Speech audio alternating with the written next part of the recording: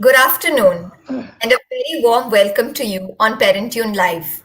I hope you and your family are doing well. My name is Jharna Kukreja, and I'm your host for today.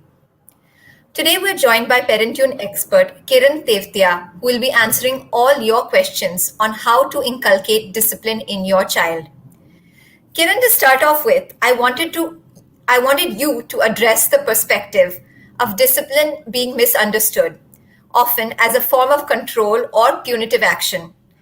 Can discipline actually be positive, or does it necessarily equate to punishment? Very true, Jana. In fact, the moment we say discipline, the image that comes into our mind is maybe a general in the army or the jailer in the Sholay movie who is trying to put everybody in line. So sometimes as a parent, we also think that that's probably the role that we should be playing, that whatever we feel is the basic need of the child, is good for the child, or that makes us look nice in the society, the child must listen to us and should follow it. So on the contrary, just to set the tone of the program for today, I would like all the parents to think that the role of a parent is like a nurturer or like a farmer or like a facilitator. So that is where we will start the discipline definitions from. Yeah.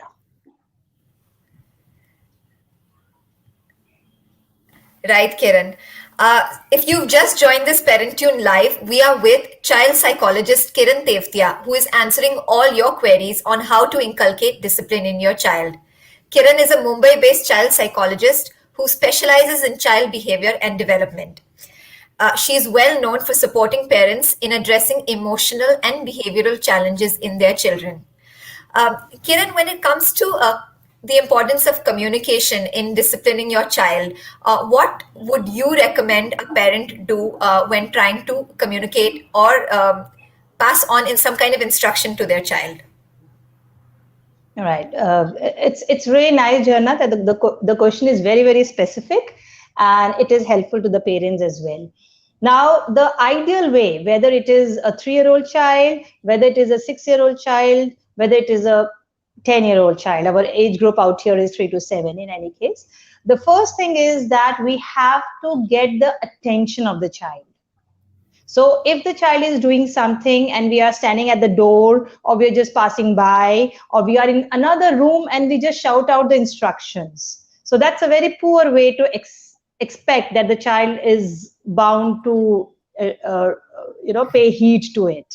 So a lot of time they are genuinely so immersed in what they're doing, and transition, of course, being so difficult for a child, we have to first get the attention of the child. Now, what it entails is we are in the eyesight of the child. Based on the age of the child, we are close to the child. We take the name of the child and we wait for some kind of acknowledgement. So once we get some kind of acknowledgement, then we give an instruction. For instance, if the child is playing with the toys, a 4-year-old child, and we want that it's a lunchtime. So we go close to the child. If we can join the game for a minute or two and comment on what the child is doing, that's really nice. Because what happens is, before you want to pull the child into a different set of activity, you are joining the child into their own activity, right? That establishes the connect. You are no longer an outsider, so you are connected to the child. And then if you say, you know what, it's a lunchtime now, so you want to wrap up the toys or you want to keep them and come for lunch, right? So whatever options that you give to the child, those options should be in line with trusting the child that the child is going to follow the instruction. If you compare it with the other way of giving instruction, that is, you say, okay, the lunch is ready, are you ready? Right? So what we are conveying out here is that, okay, no mama, I'm not ready, yes mama, I'm ready. Okay, so the question have to be, or the options have to be in line with your trust and confidence that yes, my child will be able to follow. So that's the effective communication. That is, join the child, for a few, minutes. Even if your a little older child is immersed in video games or something, join the child for a minute or two. Secondly, take a name of the child, maybe some kind of physical contact, and guide the child that, you know what, I can see how interesting it is, but now it's a lunchtime, so we got to have our lunch. And thirdly, give options to the child, right? So that's an effective communication. Yeah, Jharna. Some excellent tips there from Kiran on how to effectively communicate to your children when you're trying to pass on any instruction to them, join them, connect with them. Kiran, we've often heard of this concept of being an active listener. So, how does this help in communicating with your child? And if you could give us some example of what it means to be an active listener, how can I, as a parent, be an active listener to my child?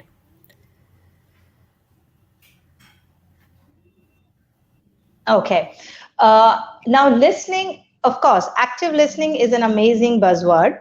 Now, a lot of times we focus more on the words that the child is speaking. For example, if we tell the child that, okay, it's a lunchtime, and before you're even finished with the sentence, the child is going to say no. Right. Right? So, active listening is going beyond the words that the child is saying. A child's no, as compared to an adult's no, we got to take it a little differently. We can't say, my child actually doesn't want to eat the food, that's why he or she is saying no. It's more important to active listening, more important to see the body language of the child, more important to go beyond the feelings or the intentions that the child is trying to convey, and then build upon from that. For example, yeah, I can understand. So if the child says no, you can say, I can understand that you really want to enjoy the game and you want to play for some more time, but you know what, it's our family time to have lunch, so if you wish, you can take some more time after the food.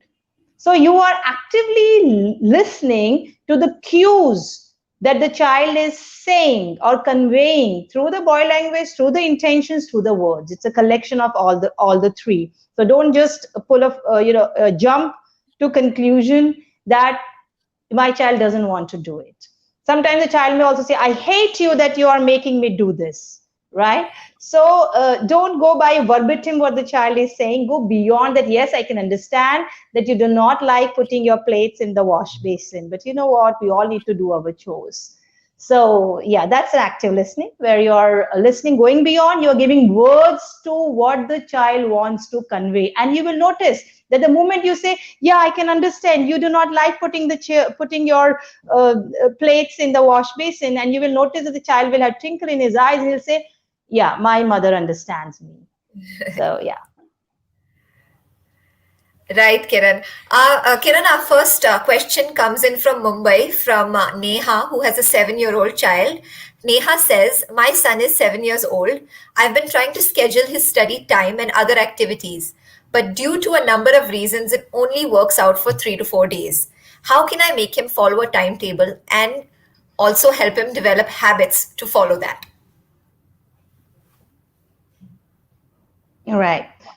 So Neha, a few things that we have to understand is that with younger children, 7 years old is a young age. And younger children definitely need hand holding by the parents. They are easily distractible, right? And of course, for them, the time is more fluid than what it would be for a 12-year-old child. So if you say, okay, if the child says, okay, I'm going to play for 5 more minutes, the child doesn't really mean 5 more minutes. He just means, okay, you just go away and, let me play. So repetition is important, and some kind of logical or natural consequences. For example, if the child says, I don't want to attend my classes today, online classes today. We'll stick to that because that's a mode of academics at this point of time. So I don't want to attend my classes today. So giving some options to the child that, all right, so, but you know what, you have your school going on right now. So in case if you wish, you can do your own self-study, right?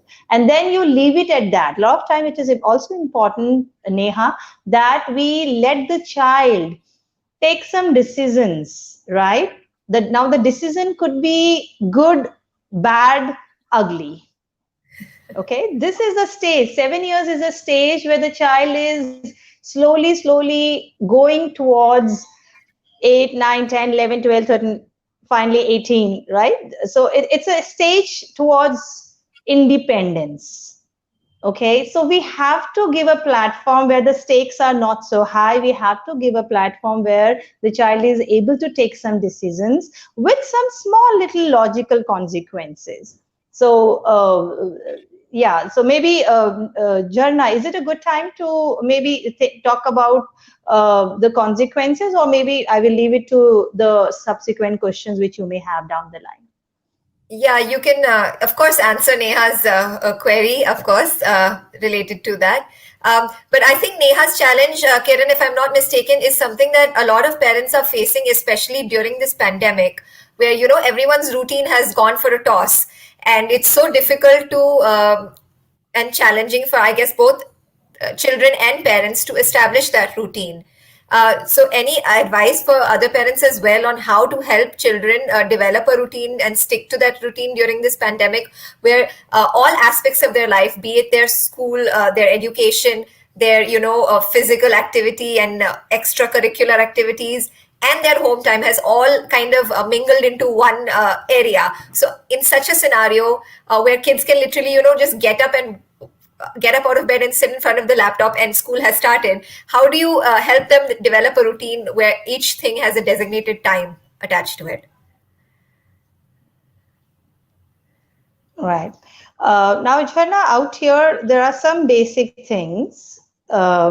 Firstly, we got to understand what are the things which are in our hands here, and what are the things which we have to leave in the hands of the child. Now, for instance, if we know that the child has to get up at 9 o'clock, has to attend the online classes at 9 o'clock, okay, and if we are shifting our energies towards ensuring at 8:50 or at 8:45 at the last moment to wake up the child and plop the child in front of the screen. So if you are spending our energies there, my suggestion is you got to spend your energies more towards the evening side to ensure that your child is sleeping 9 hours before 8 o'clock. We are talking about 3 to 7 age, right? So at least 9 hours. So if we say that 9 o'clock the child has to attend the classes, if we put the cutoff as 8, the child should have gone to sleep by 11, right? 10:45, 11. So that is where you definitely have a say that, you know what, guys, the lights will be turning off in the next 10 minutes. So the lights turn off at 10:45, child will take about 15 to some children actually take 45 minutes to go to sleep. They are relaxed and they are talking, they are singing songs. So they are just kind of de-stressing and relaxing their mind, because even to sleep is also how to rest your mind is also another thing. So I would suggest please spend your energies towards the other end of out here. That is, the day doesn't start from 9 in the morning. The day starts when you went to sleep. So that is one thing. Now, second thing, another thing is, if you're talking about 3 to 5 years, that's unfortunately, right, it's a screen which is the medium of education right now. That's a very young age. So, of course, a few things which you can do, that is have a wider screen for the child to develop that stickiness, or co-watch, attend with the child. You can do all those things. But having said it all, if your child simply doesn't want to sit in front of the screen, feel happy that your child doesn't want to be glued to the screen. And you can actually introduce the same things you can spread it around throughout the day. So if it is about learning 1 to 10, if it is about learning some kind of addition or 1+1, you can kind of spread the day in such a manner that a little bit times 15 minutes or something, you are sitting with the child for that, to cover up that.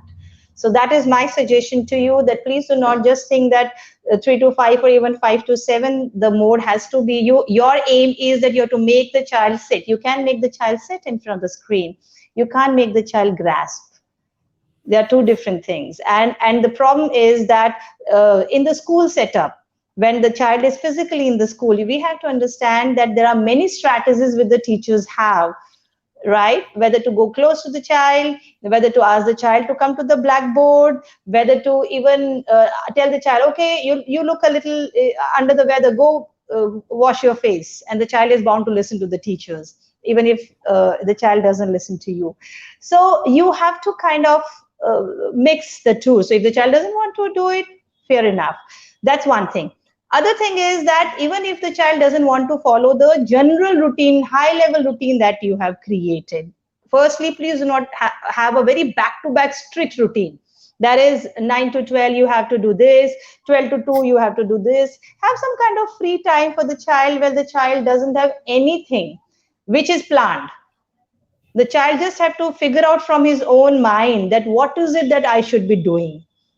And when I say free time, Jarna, what I mean to say is it is also free time from devices. That is, it is not a time which is going funneling inside or sponging out into the devices. It is a free time from everything where the child wishes to just lie down, great, wants to play some drums, wants to take out some things, do some water play. The child has to figure it out. And that downtime is also the time when the child has to assimilate all the knowledge that the child has gained from different sources. They make interconnection when they are having free time, right? So let the child have some free time also beyond the devices, and have some routine, which is where like for example, after lunchtime the child is having privileges like entertainment activities. And you can also attach it like, you know what, whatever is your homework given, okay, you got to finish it by so and so time, and then you can have your entertainment. So you can have this kind of routine. Now just think about it, Jharna.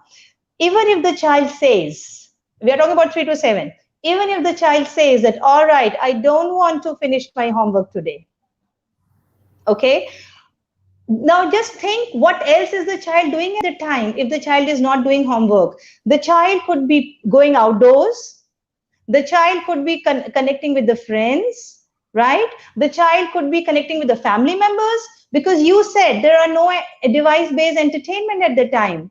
So the child is still learning. So please be a little flexible. These are the logical consequences. And let the child face it. If the child has enough frustration tolerance, let the child face it. That, all right, fine, you could not have any entertainment today, but you could do great things. You could make a boat out of paper today, right? So have that kind of routine. So that will be nice. Have some flexibility. Kids are not robots. Right. Kiran, I think a flexible routine is what, as you said, a parent should aim for, as opposed to a rigid routine, especially during this pandemic.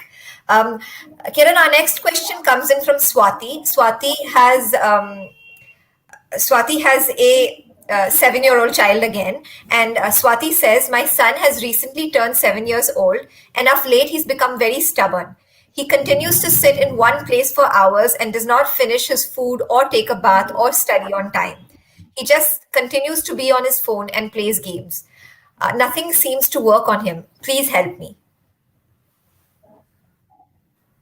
Right. So I think I think Jana, it is important that both for Neha as well as Swati, if we start talking about what are those logical and normal natural consequences. Now we've got to understand a few things here. If we have to think about the sphere of consequences, the first sphere is the basic what the child needs: safety, love of the parent, eating, and sleeping. These are the 4 basic needs of the child. And no matter what are the consequences, we cannot give the consequences which touch upon these 4 things. We cannot have a situation, Swati, where we say that you did not finish your homework today, you did not attend your school today, so you cannot, you will eat only after you finish your food, or you will sleep only after you have finished your homework, or you will get my hug only if you finish this work. Children ideally need not work so hard to earn the love of the parent. In fact, children who feel safe, who feel loved despite not being able to behave exactly how the parent wants them to behave, you will notice that their level of obedience, if we have to speak, is definitely bound to increase because they are going to feel safe, right?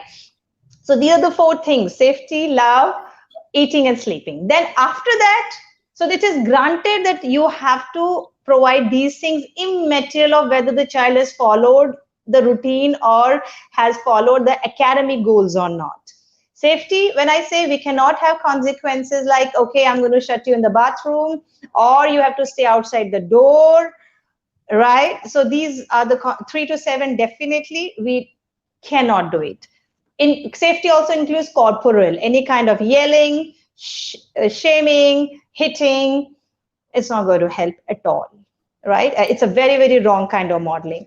Now coming to other one, which is what the child needs developmentally as well, that is outdoors and reading. Non-academic reading is included: Geronimo Stilton, Wimpy Kid, whatever the child wants to put in. So these two things. So if your child is not doing what you want the child to do, that is, maybe do the household chores, maybe not hit the child name called you, whatever are the definition, or did not finish the homework, did not get good grades, submitted a assignment paper blank, all these things happen in the practical life. Still, ideally, if the child just wants to lie down, opposing what you said, but it has taken up a book, comic to read it, or has its time like 5 to 7 in the evening to go outdoors, you have to let the child do that. They need that exercise, right? They need that interpersonal skills that the children learn when they are going outdoors. So these are the two things. Another which you cannot touch upon when you're giving consequences. See, Swati, why I'm saying that is because somewhere we got to understand what you have to leave in the child's hands. When as a parent we start getting into those basic things, a lot of conflicts start coming in because it touches the core.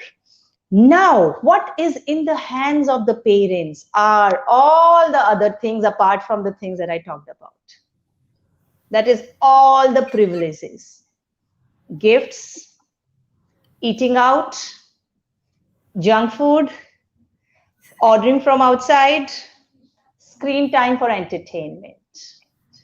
You have to truly believe, right, especially in the age of 3 to 7 years, that if the child wants to have a screen-based entertainment, the child has to take your permission. You have to truly believe that your child needs to do that. If your child is not listening to you for that, then you may have to go to the extent of saying what is in your hands. That is, look, dear, looks like that this has become a weakness for us. So you know what I'm going to do? What is in your hands? I'm going to cut off the Netflix connection, and you truly go ahead and cut it off for 7 days. You tell him, I'm going to cut it off for 7 days because looks like that it's making us feel weak. Trust me, your child is going to buy in because it's not going to affect his core, what he or she needs, right? So we got to understand what are the things that the child basically needs and what are the things which as a parent you have. So plan the day, right? Plan the routine in such a manner that there is a mix and match of these things. And your child is going to keep getting that motivation from small little things. So build the motivations, positive motivations like that. Yeah, Jharna. I hope that helps you, Swati, in dealing with your child. Our next question comes in from Seema, who is a mother to two children. One is a 13-year-old, so a teenager, and her other child is 8 years old. Seema says, I'm a mother of two kids. The elder one is 13, the younger one is 8. They are both good but not disciplined. I have made timetables many times, but the same is not followed even for their studies, for watching TV or waking up in the morning. I'm a working woman and it's not possible for me to keep watching them or reminding them. Please help me to make them disciplined. Right. Seema, first thing is for the child who is 13 and for the child who is 8, you can have completely different kind of set of rules for them. without even having comparisons where the younger one says, you know what, the older one is getting it. A lot of times sibling is one thing which definitely becomes a problem, that okay, the older one did not come for lunch, so the younger one is also not coming, or vice versa, right? So important is that you are independently talking to them instead of grouping them, that you know what, you guys are not doing it. So break that out and individually talk to them in the morning. Set the expectation, or maybe a day before, when you are going to sleep, you can kind of have a reflection at the time of dinner, that okay, what was the great things which we achieved today, and what are the things that we still need to achieve. And set your expectation that, you know what, before so and so time, I'm expecting that you are able to finish that, and get that their buy-in as well, that okay, what do you think about it, or what do you think about it, right? So if suppose the term 2 of one of the children is going to finish, and you say, you know what, your 4 chapters are left, so I'm expecting that you're able to finish 1 chapter tomorrow before lunch. What do you think? Get their buy-in, see what it says. If the moment the child comes that okay, I can do it, which they are very good at, because as long as they have to do something in future, it's all yes, right? The challenge comes when it's an execution. But we have to understand here, Seema, that if the execution would have been so easy, a lot of we, the adults, right, would not have been having such a big problem in executing what is good for us as well, right? We all know exercise is good for us. We all know mask is good for us. We all know eating healthy food is good for us. But we break the rules all the times. Or helmet is good for us, for that matter, right? So we have to kind of give a little leeways to these children who, in any case, are building on their self-control. For your older child, Seema, I would say that you will have to do a little lesser micromanagement. Your younger child definitely needs more. For older child, you will have to leave a little bit to the natural things. For example, if your older child is submitting assignments, or is getting from the teacher that okay, he did not submit it, right, it has been a delayed thing, so you just let your child be between your child and the teacher.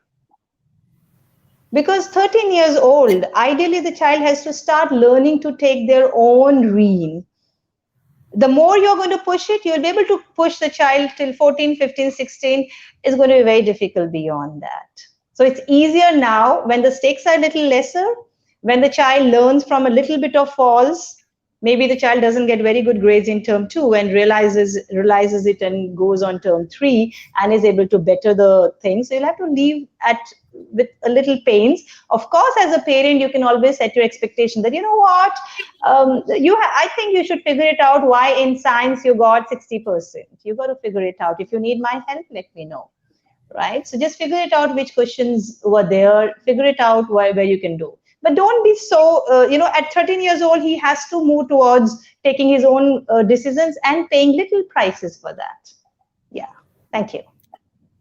Right. I think, Seema, you've heard from Kiran on how you can help your elder one in particular to accept some of those logical and natural consequences that will come in place when he doesn't follow his timetable as expected. Kiran, our next question comes in from Bandana Nath, who is the parent to a 10-year-old daughter. Bandana says, my 10-year-old daughter sometimes is not able to follow 3 instructions at a time. It could be related to her studies or some small chores at home. Could you please suggest some tips for Bandana? Jharna, I'm so sorry, but I missed out. Her daughter is 8 years old, you said? Her daughter is 10 years old. 10. All right. Okay. That's a very interesting thing that we exactly know that it's a three instructions that your daughter is not able to follow. I think you already have a solution here. Then start giving 2 instructions at a time. And then you can tell her that once you're done with these 2 instructions, come back to me. I have 1 more instruction for you. There's another thing here, practical thing.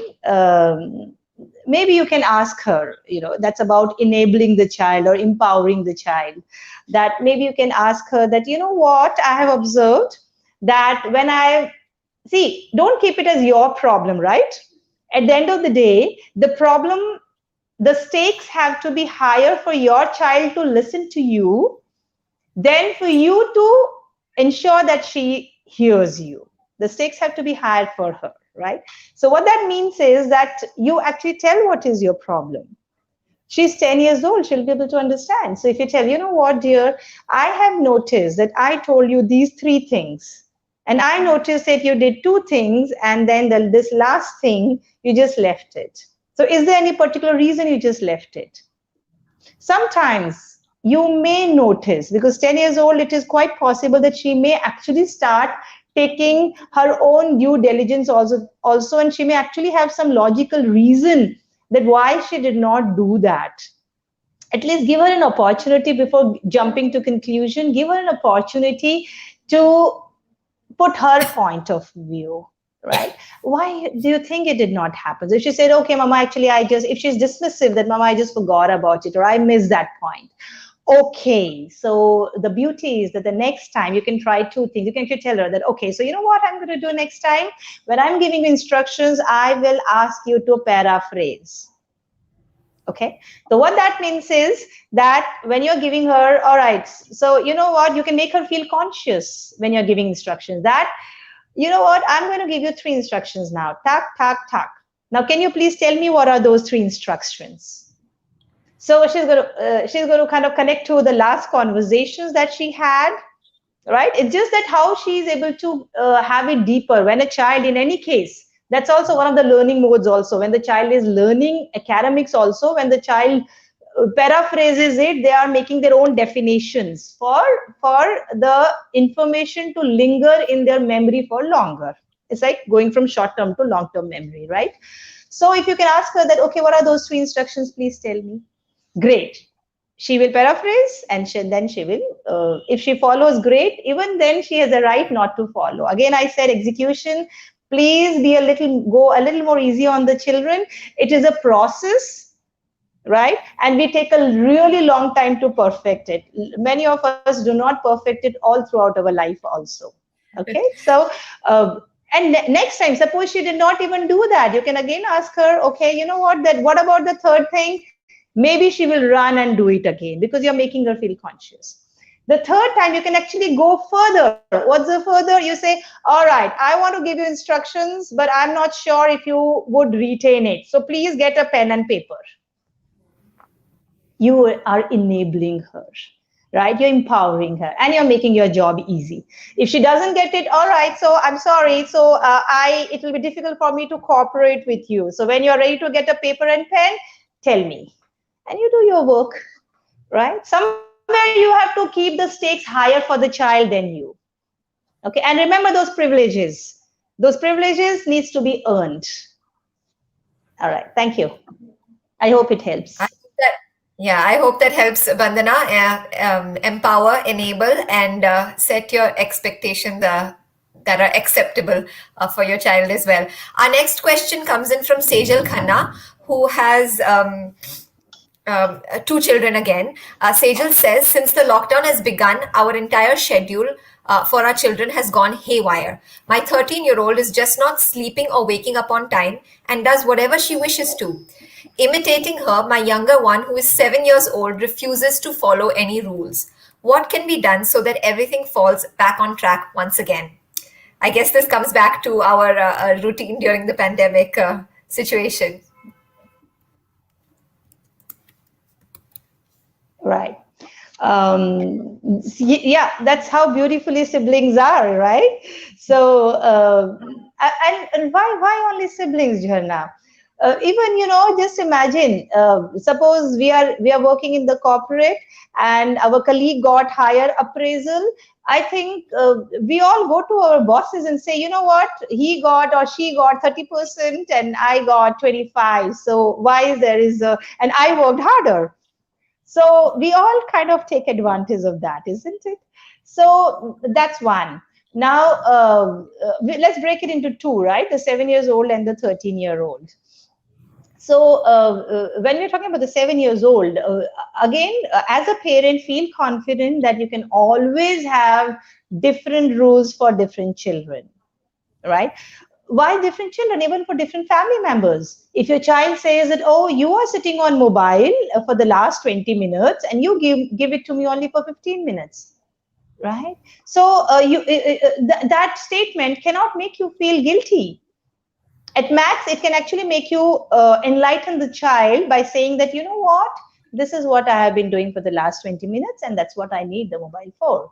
And of course, at your age, these are what are your priorities. Of course, when you become, what's your age, right? When the child says, okay, 7 years old, and what do you think is my age?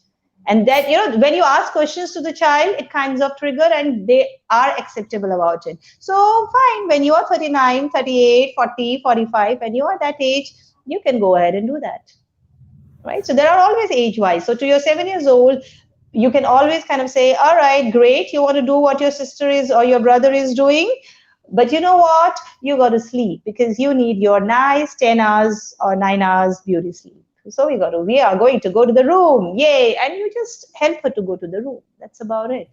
Yeah. So no long lectures, no going to the older child saying, because of you, she's not doing it. No, there is no displacement happening. Your focus is on your 7 year old child.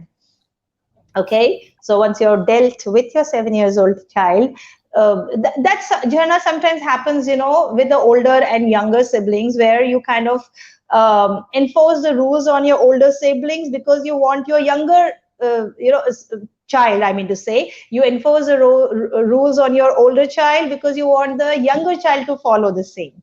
You have to keep them two separately, right? Now, coming back to your 13-year-old child, that's what actually is happening. Unfortunately, during the lockdown, a lot of teenagers, right, are actually having night outs.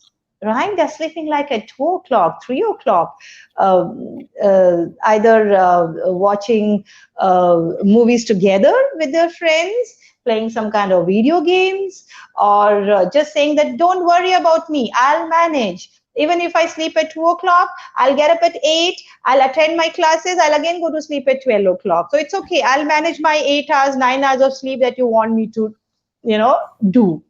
So they're very good at, because of course logically they are building their logic sense, right?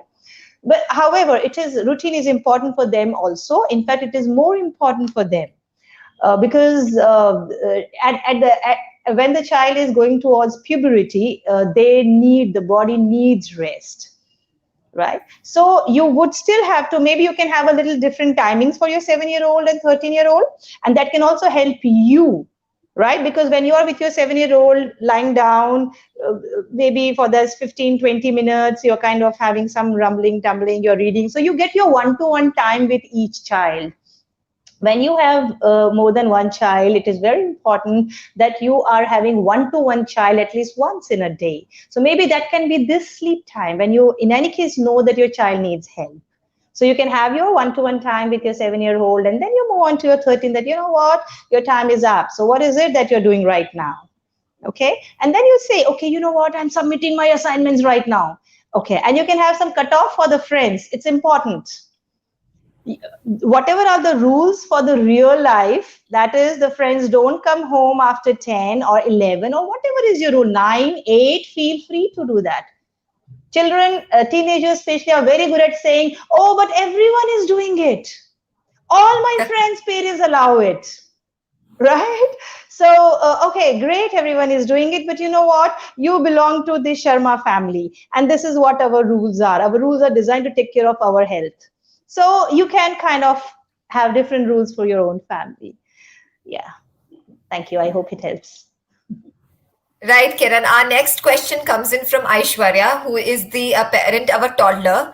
Aishwarya says, what's the correct age from when we can discipline our children? My daughter is 21 months old, and these days she's hitting and even spitting on other kids and adults. I have asked her many times not to do this, and it's not a good habit, yet she doesn't register what I'm saying. I don't want to scold her or yell to explain these things. How do I discipline her or tell her to stop these things? So, Kiran, can positive discipline and communication uh, be established at such a young age to a toddler as well? Okay, very interesting question. 21 months, what a beautiful age it is. All right. If you ask, when the disciplining, probably I'll define it as redirecting a child towards what is good for the child and what is the kind of behavior, right, that you really want, what is the kind of decisions that you really want your child to take in his or her life. So, if you ask me what is the age, it can be as young as 4 or 5 months old, right? So, when the first time the child is biting, right, when the child is taking the milk, it is advised no communication, no long lectures. What is advised is you immediately take the child away from when you are, giving milk to the child, and you just say, "Oh no." Right. The child is suddenly going to kind of say, "Oh, something happened when I did this action," and that whatever something happened, I'm not liking it, just for a few seconds. And then you again give the child, you again show the trust to the child that yes, I have trust that you will learn.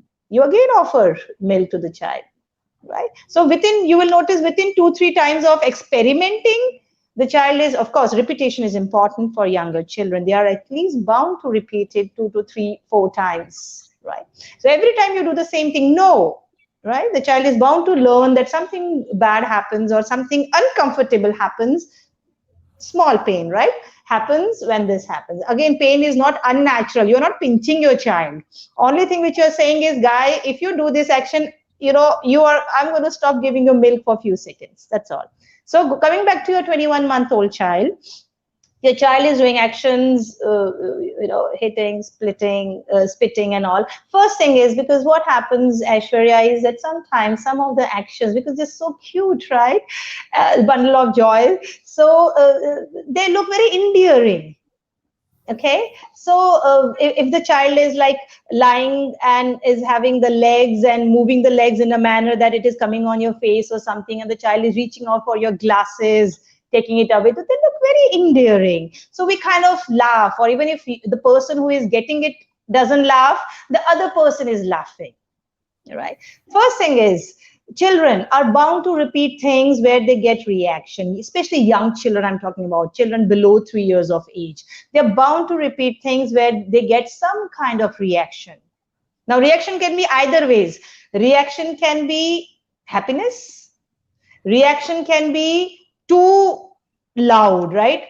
So you may notice that sometimes children are interacting more with a child who is bully, who is a little stronger, and the child is going more towards it, even though you know that, why my child is not understanding that, stop talking to the child, right? So whatever reactions that the child gets, they are bound to repeat it. So first thing is, please do not give any reaction. No, like, oh, you did this. Be calm, right, and do whatever is the natural thing. What is the natural thing, right? So if it is like the child has jharna, the spitting is what Aishwarya said. Yeah, that's right. Great. So if the child has, see, for children, for vomiting, pee, poop, spitting, young children, right? Just imagine, for them it's magical. They could make something come out of their body. They could create. So they don't have such a big sense of revulsion, which we have, right? So you may notice that even if a child has vomited, he'll be very fine with it, and we may say, oh my god, right? So for a child it is not such a big action, but yes, you do not want to inculcate, so please do not laugh at it. Please do not say, give long gyan that this is bad manners. It's very abstract for a 21-month-old child. These are good manners and bad manners. Oh, you are a bad girl or a good boy, like that, right? Only thing is, what is natural here, that when the child is spitted, you just say, oh no, we don't spit, and then you just maybe you say, okay, so I'm going to put you like this. So you turn the child in a manner that the spit doesn't come on you. All right. So you have to, the child will notice that, okay, something happened where now, or you say, you know what, or you redirect that, you know what, we don't spit on others. But if you want to spit, you know where we spit, and you nicely take your child to the bathroom and you say, you take to the wash basin and you say, you know, this is where we spit. You can try spitting it out here, put the child on a nice stool, and you leave the child with the open door that you can spit as long as you want to spit. And once you're done with it, please come back. But you know what? We don't spit on others. So what was beautiful about this Jhanna is that we didn't just say no. We Right. said no, we said why no, and we did a redirection towards where it can be a yes. For young children, try to look where it can be a yes. Yeah, thank you. I think giving an alternative would help when it comes to Yes, communicating with young children. yes, Right. yes. As a parent myself, I know the feeling of frustration when my child doesn't do what I say or as I expect him to. When he doesn't follow the rules or disobeys, I wonder, is there something I can do to make sure that he toes the line? If you too have questions like me on how to inculcate discipline in your child, then you can post your question in the comments section and we will have our expert, child psychologist Kiran Teftia, answer them in just a short while. Kiran, our next question comes in from Sarvani, who is a parent to a 5-year-old child. Sarvani says, my child is 5 years old and he doesn't follow instructions, even after telling him a number of times for basic activities like going to sleep, taking a bath, eating his food, etc., unless someone yells at him. So, Kiran, what do you have to say to Sarvani?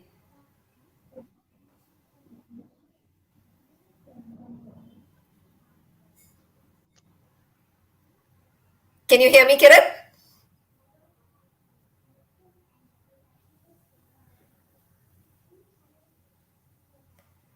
Hi, Kiran, can you hear me?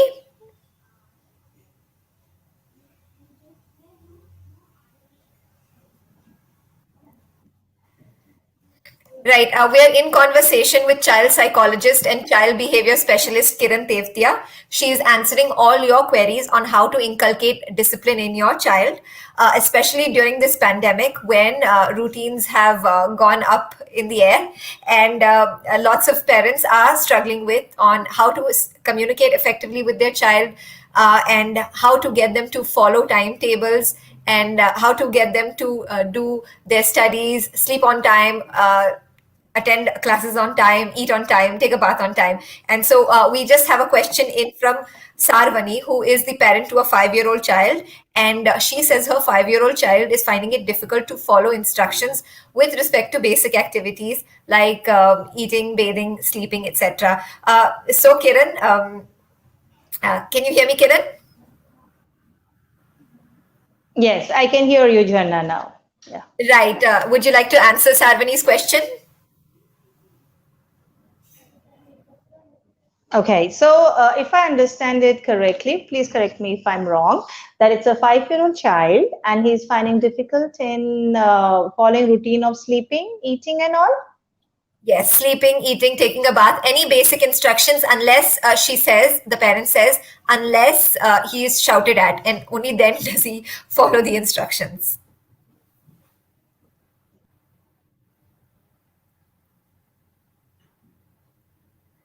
Right. We are in conversation with child psychologist Kiran Tevtia. She's answering all your queries on how to discipline your child and how to inculcate discipline in your child so they can establish self control and how they can develop self control and follow instructions without having to be shouted at. Kiran, can you hear me now? Yes. I'm sorry, Right. my internet is not going very good right now. No Yeah. problem. You can go ahead and answer. So can I, Yes. right. 5-year-old child, I think before I go on how we should take care of, the basic, this is the basic things that you expect from a child, right? That the child is able to eat, the child is able to sleep, and the child is able to follow basic hygiene things, brushing teeth, taking bath and all. But before that, I would like to, also be a little more observant in building connection right, with the child, and having just see if where the disconnection is happening. uh, is the child because yelling and all are work with younger children for the shock effect of it, but they don't really, unfortunately they don't, or rather good thing is that they do not really work in long term. And of course the child is going to build resistance around that, and you will have to keep increasing your crescendo, and of course you are going to get you are going to feel more stressful as well.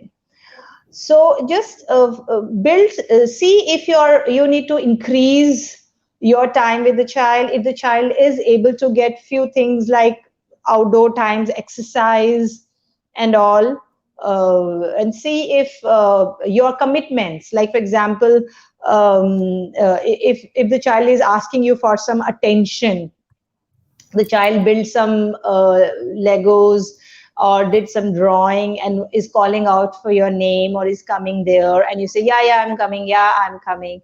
Not that, I'm sure a lot of us must be doing it, but I just want that if you are more conscious about it.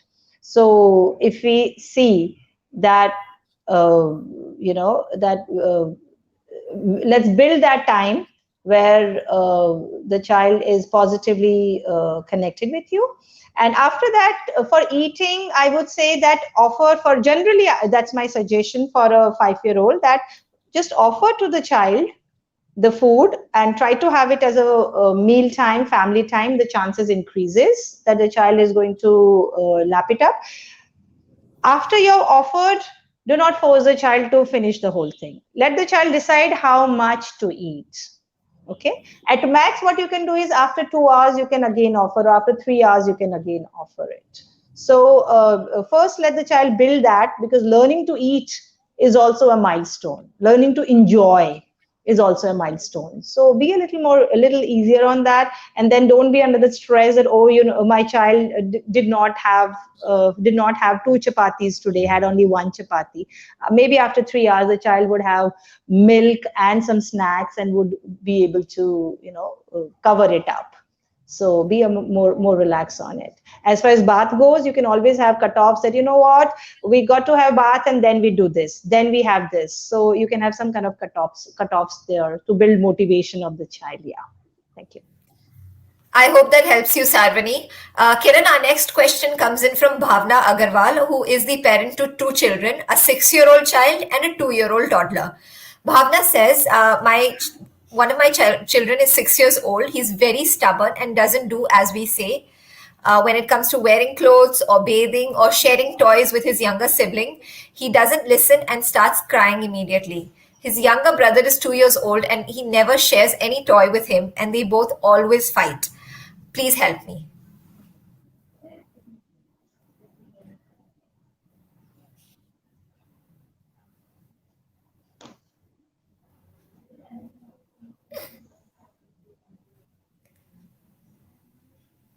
Kiran, can you hear me?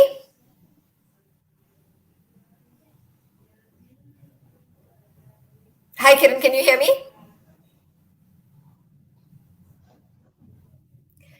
So we're in conversation with child behavior specialist and psychologist Kiran. Uh, yeah, your voice is cracking, Jana. Right, Kiran. Kiran, can you hear me now? Yeah, I can hear you now. Kiran, did you hear Bhavna's question? Who is the parent to two children, a 6-year-old and a 2-year-old, and she's facing a challenge with respect to her elder child in particular, who doesn't listen to his parents and often cries when told to do something, and she's also struggling with the aspect of her elder child not sharing toys with her younger child, and both children always fighting. All right. Bhavna, one thing is that your 6-year-old child did not subscribe, to be fair to the child, did not subscribe for a sheer attention. Okay. Sibling is a very good thing for a child, though the child will never agree with it in the younger age, because now it's about suddenly you got to share the parents' attention, you got to share the toys. The child is going to be all over the older child who still is building the sense of ownership, right? So, a few things here. Firstly, see if you're already spending some one-to-one time with your 6-year-old also, right? Sometimes we get so overwhelmed with taking care of the younger one that the older child may actually be feeling, though the child cannot verbalize, may actually be feeling not being taken care of emotionally. Okay. The other thing is that ideally, okay, even the younger child may need to be sensitized if the child is reaching out to the drawing sheets of the older child or is reaching out to the toys of the older child. Maybe you can have something like, this is the sense of ownership first. So this belongs to child X, this belongs to child Y, and this is the common pool, right? You can actually tell your older one that, you know what, dear, the sense of fairness of the older one, that, you know what, dear, we really cannot buy all the new toys and have duplicates for each one, right? So I have a request, okay, that out of 20 toys that you have, can you take out 5 toys and put it in the common pool? Right, you can give this such kind of directions to the child. So of course it's going to be tough for the child, and you can give him 2 or 3 days for that, and the child is bound to kind of, because it's subtle thing, and you are leaving the decision to the child, you're not forcing, so it goes there. And when the younger child is touching upon the pile which belongs to the older one, you can actually kind of sensitize the younger one also, that, you know what, you have to take permission from the older one before using it. So have you checked with your older one?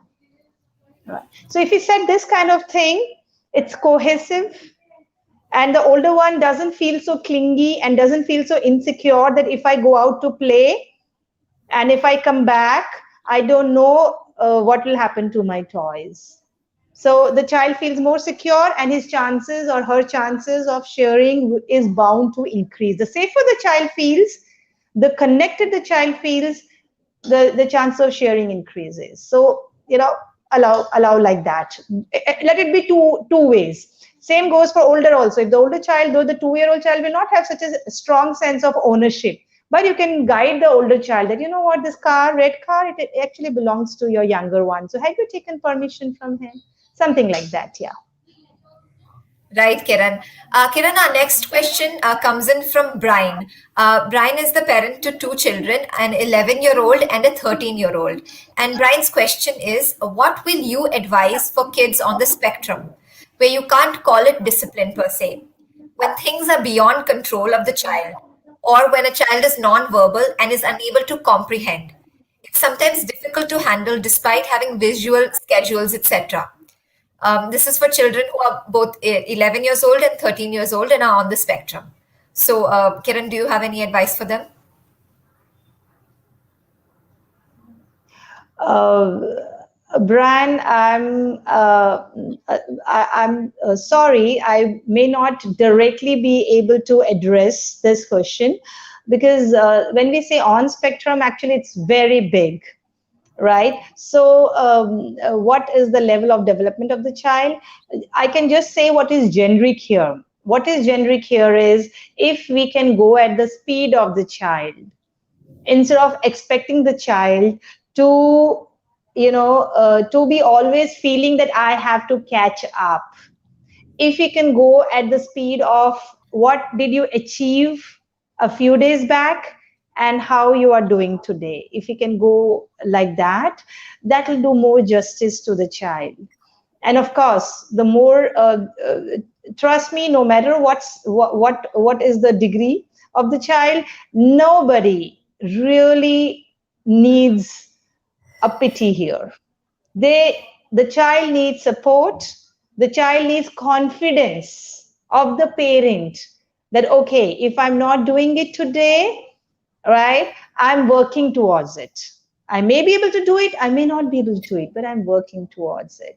So go a little at the pace, recognize what is the pace. The pace of both your children could be very different, right? And also, again, as I said, that in case in some families, one child is on the spectrum, the other child is going to the regular curriculum. Uh, in that case also, sometimes what happens, when the concentration and attention of the parent goes more towards the first child, then the second child either starts feeling overprotective of the first child. Oh, you have not taken your medicines. Oh, you have not done this, let me help it. Or becomes pseudo parent to the child, or goes to the other side and becomes too aggressive because the child feels that I'm not getting attention. So either ways, both the children would need your attention, and you would have to slow down and bring down your expectations a bit. Having said that, you can still have a very high level of routine for the children, and more which is self initiation, because both 11 and 13, right, if they can feel more enabled and empowered, that yes, I can do it, let them change the style, let them change how to do it, just guide them a bit, right? They may be able to figure out newer ways to solve the same problem. Yeah. Thank you. Right, Kiran. Kiran, our next question comes in from Dhruti, who is the parent to two children, an 8-year-old and a 6-year-old. Dhruti says, my daughters only follow the routine when I yell, and they can't do it on their own. How do I keep them aware of the responsibility of their own work?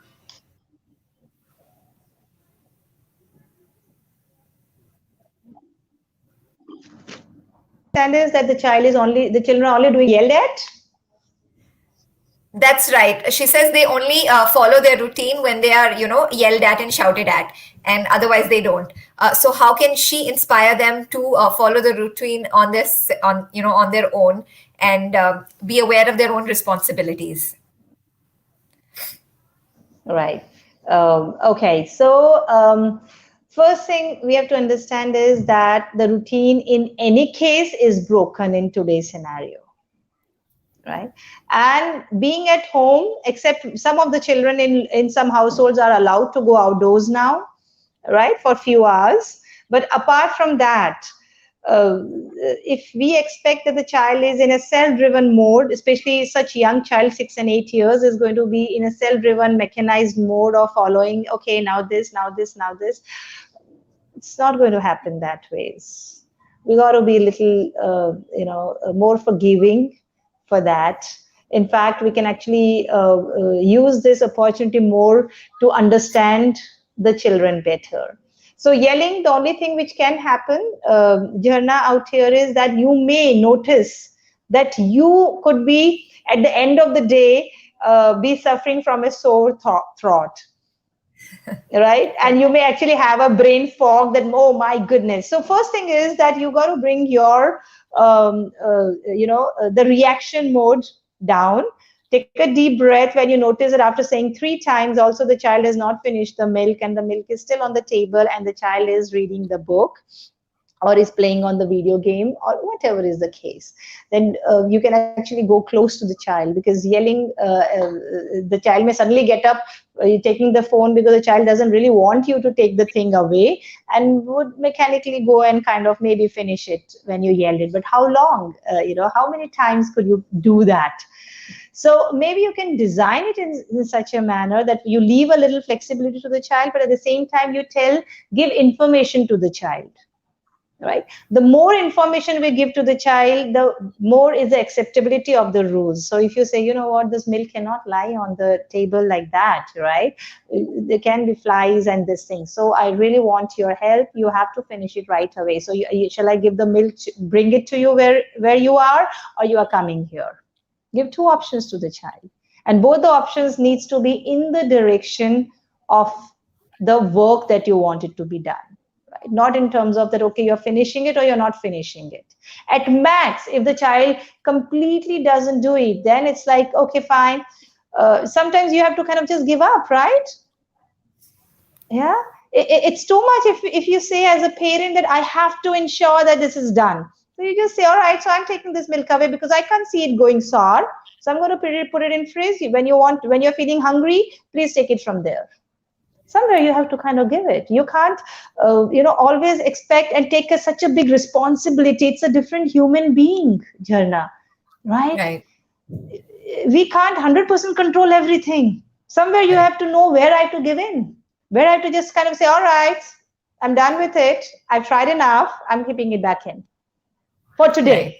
Tomorrow, again, get the same expectations and start it all over again. Right. Set your own limits as a parent, I guess.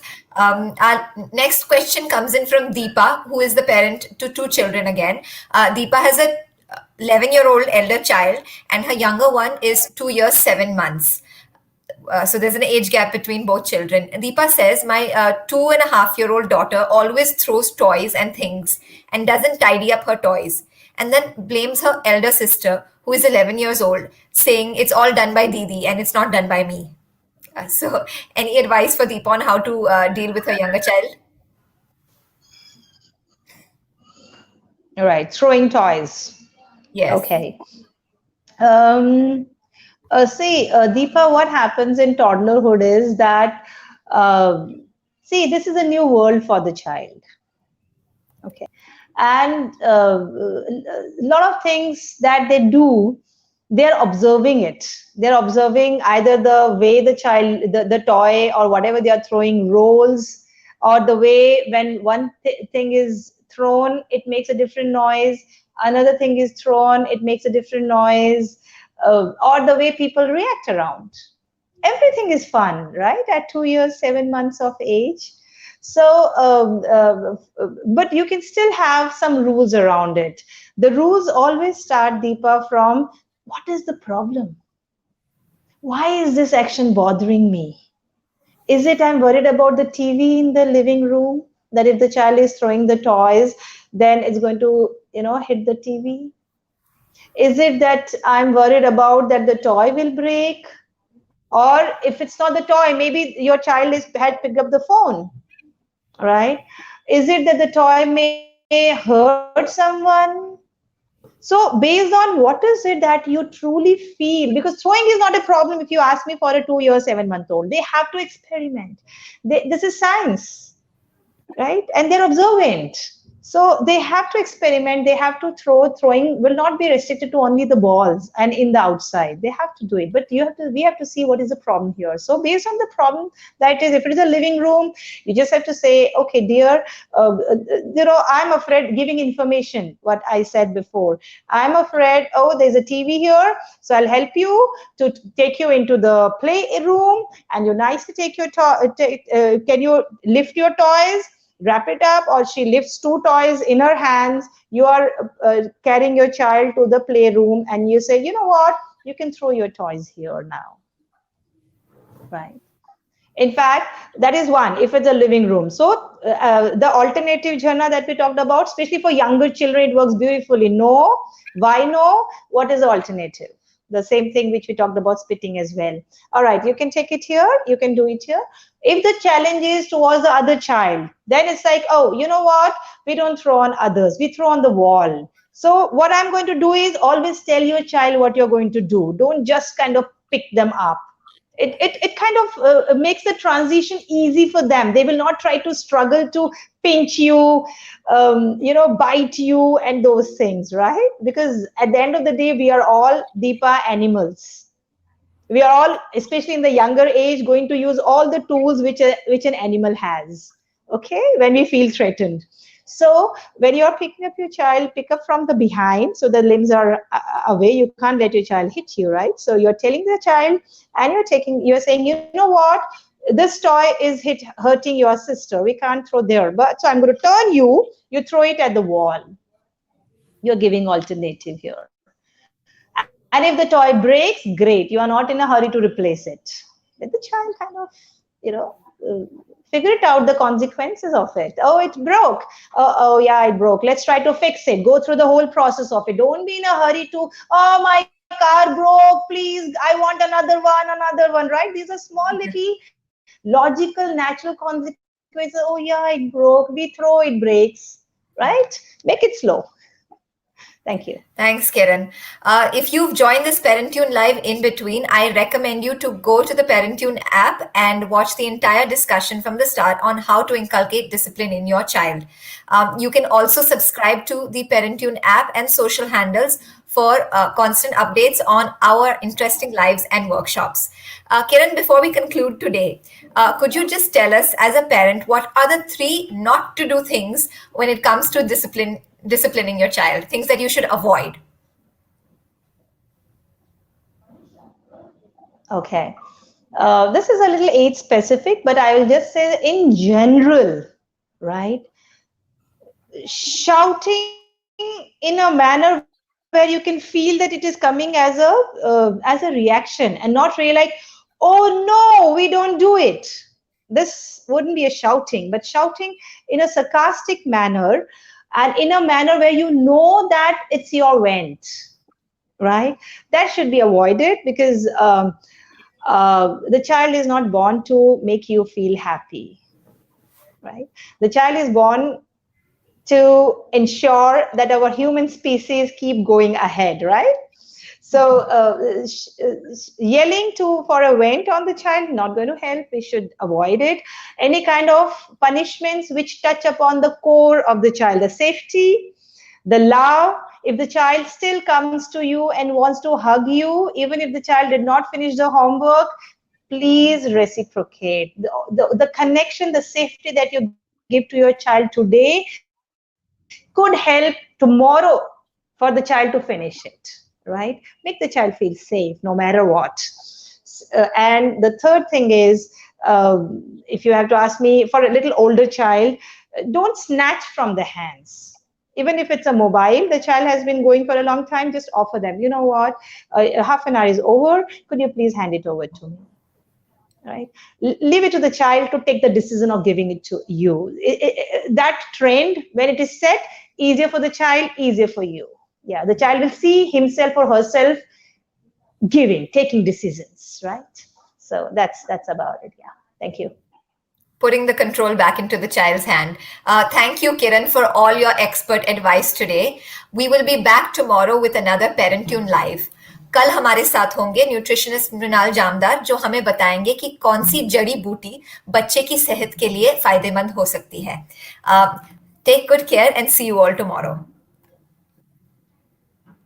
Thank you.